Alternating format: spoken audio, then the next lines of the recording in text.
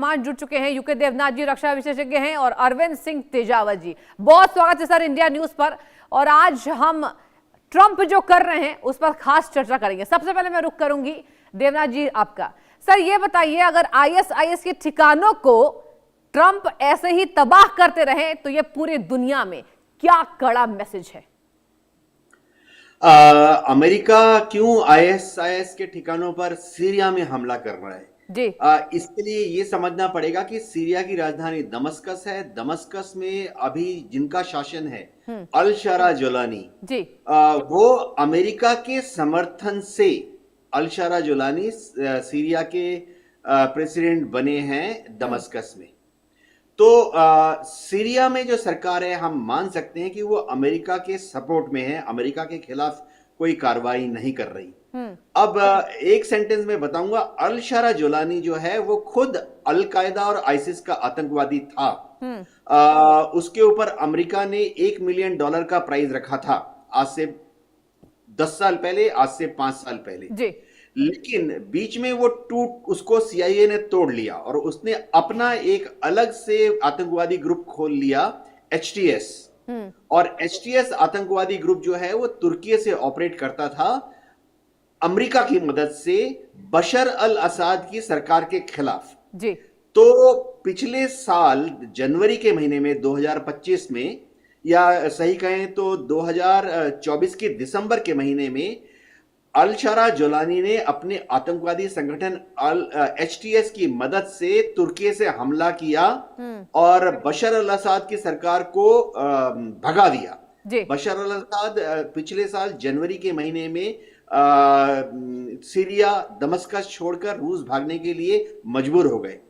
तो अभी जो बमबारी कर रहा है इसका एक रीजन ये है कि जब अल शरा जोलानी दमस्कस में पावर में आया सीआईए की मदद से, तो उसने सीरिया में करीबन 11 आतंकवादी दल काम करते हैं।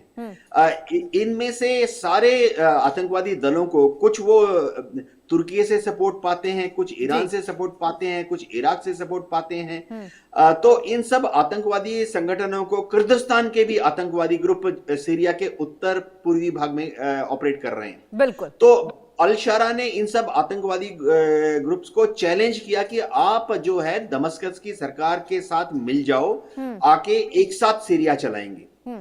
तो इन 11 आतंकवादी दलों में से करीबन 5 ने आके दमस्कस में सरकार का साथ दिया, लेकिन 6 आतंकवादी ग्रुप अभी भी ऐसे हैं जो कि अभी भी उत्तर पूर्वी सीरिया में ऑपरेट कर रहे हैं। तो वहां पर अल शरा जोलानी का जो अपना गुट है एचटीएस वो कंट्रोल नहीं कर पा रही है, तो वो अमेरिकन ट्रुप्स की मदद ले रहे हैं।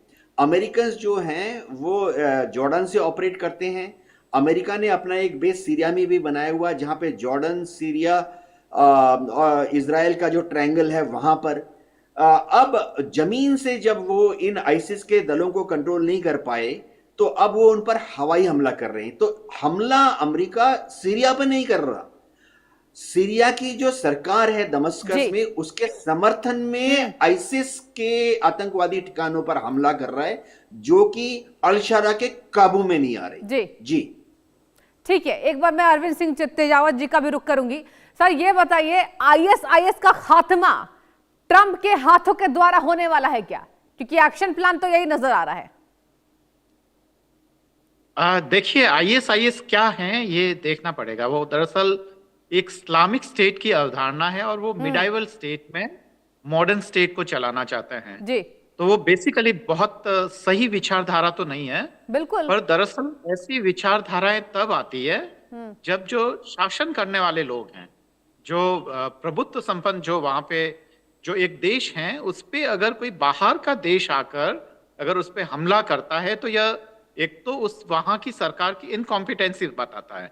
वो ये बताता है कि सरकार इस काबिल नहीं है कि वह अपने यहाँ पर वह लोगों को कंट्रोल कर सके या वह ठीक से बता सके। तो एक तो इनकॉम्पिटेंसी वो साबित हो रही है जी। दूसरी बात यह है कि अंतर्राष्ट्रीय कानूनों में आमतौर पे कोई दूसरा देश वहां के आंतरिक जो उपद्रवी हैं उनको शांत करने के लिए उन्हें इजाजत नहीं है। तो ये तमाम चीजें हैं और आईएसआई दरअसल जो कहीं पे भी किसी भी देश में जब अनरेस्ट होता है, असंतोष होता है, तो इस तरीके की विचारधाराएं पकड़ लेती है, चाहे लेकिन वो सर हम अफगानिस्तान मकसद हो, की बात पाकिस्तान करें, एक बार इस पर भी जवाब दीजिएगा।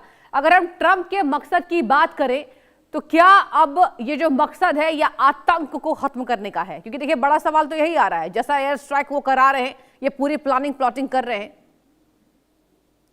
उनको खत्म क्यों करना है? खत्म इसलिए करना है ना क्योंकि वो इनके जो व्यापारिक हित हैं, खासकर जो अमेरिकन कॉर्पोरेट्स हैं, वो उनको मिडल ईस्ट में फैलने नहीं देना चाहते हैं।